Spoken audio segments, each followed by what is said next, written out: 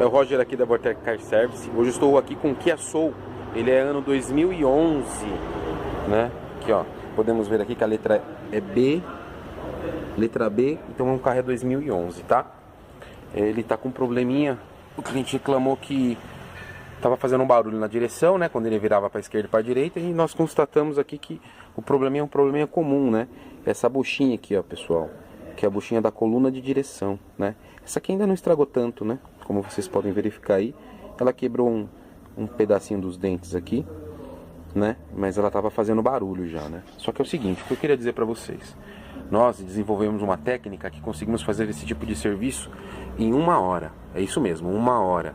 Você aí que está precisando, que não tem tempo, né? Que precisa do carro, né? Nós temos essa técnica, conseguimos fazer a instalação da forma correta, sem prejudicar o carro, sem trazer maiores transtornos. Então, você aí que está precisando, está com esse defeito aí na coluna de direção do seu carro, na hora que você balança a direção, faz um barulhinho estranho, pode trazer aqui pra gente aqui da Vortec Car Service que nós vamos resolver o problema de vocês, tá bom? Um abraço, brigadão.